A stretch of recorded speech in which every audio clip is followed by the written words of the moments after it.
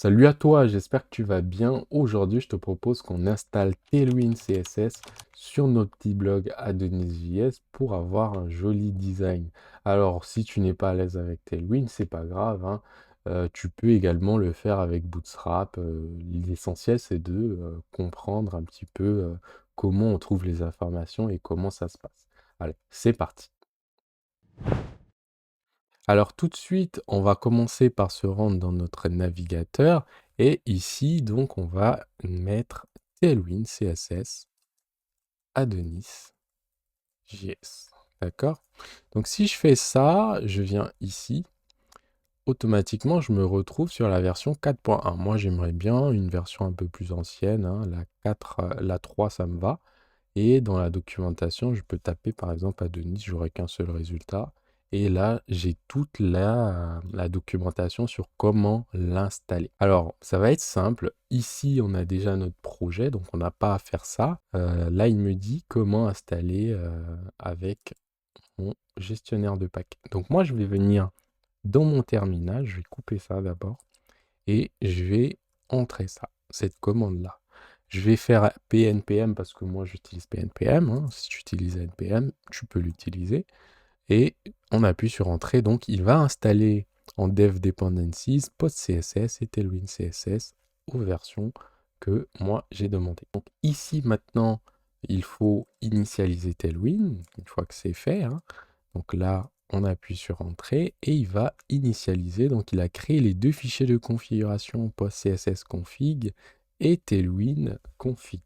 Une fois que c'est fait, on va aller dans notre fichier tailwindconfig.js. Vous voyez qu'on est bien guidé et on va copier cette partie-là qu'on va aller coller à l'intérieur. Bien sûr, on ne copie pas et on ne colle pas juste sans comprendre, hein. L'idée ici, dans le content de la configuration de Tailwind, c'est qu'il va aller dans le fichier, dans le dossier ressources, et tous les fichiers qui se termineront par l'extension .edge vont être interprétés par Tailwind.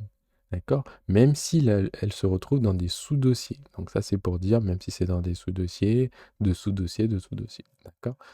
Pareil pour tous les fichiers JS, TS, JSX, TSX et Vue qui seront dans le dossier ressources.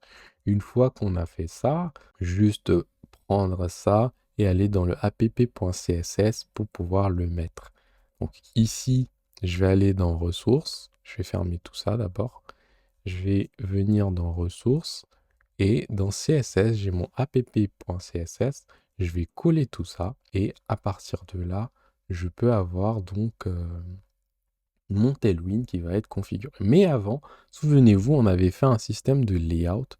Donc on va aller dans Views, Component, Template, Base. Et c'était ça notre template de base. Donc ici, il utilisait bien Tailwind. Donc on va supprimer tout ce qui est superflu, hein. Donc tout ce qui est link, tout ça, on va le supprimer. Et voilà. Il y avait une ancienne config Tailwind par défaut. On va la supprimer également. Voilà. Donc on va supprimer tout ça. On va garder juste ça. Et ça devrait suffire. Donc maintenant, supposons que je mette ici dans la classe un background red que on voit si ça marche. Je vais démarrer mon serveur, bien sûr, hein, on n'oublie pas, sinon on ne va pas aller bien loin. J'appuie sur Entrée. Et quand je viens dans mon navigateur, ici, je vois que j'ai bien mon background qui est rouge. Donc Tailwind est installé et fonctionnel. Donc moi, j'avais préparé un petit design. Je vais juste le copier-coller pour aller plus vite, hein, et vous allez voir à quoi ça ressemble. Si vous voulez voir plus en détail comment je construis ce petit design, n'hésitez pas à marquer en commentaire design et je vous envoie le lien de la vidéo. Voilà.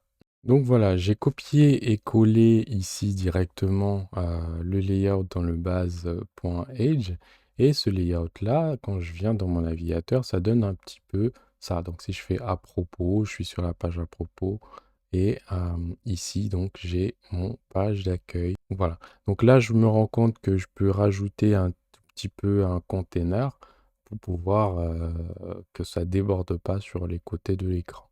Donc je vais le rajouter tout de suite. Donc là, je vais juste coller ce que j'avais préparé, hein, Et quand j'actualise, je vois que j'ai mon petit container. Donc si je passe sur mobile, voilà un petit peu à quoi ça correspond. C'est pas mal, c'est un bon début déjà. Et plus tard, on va encore améliorer tout ça. D'accord? Donc par contre, pour l'affichage de mes articles, donc si je viens sur la page d'accueil, on va essayer de faire un design un peu que j'avais également préparé. Je vais copier-coller, hein.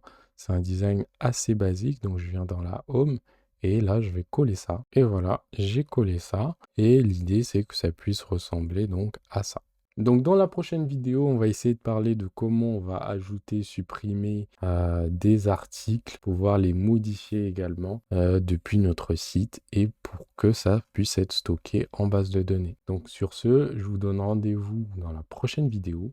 Si tu as aimé, n'hésite pas à liker et t'abonner si tu es sur la chaîne. Et si tu es sur le site, n'hésite pas à t'inscrire pour ne pas rater les prochaines vidéos. Sur ce, je te dis à bientôt. Ciao!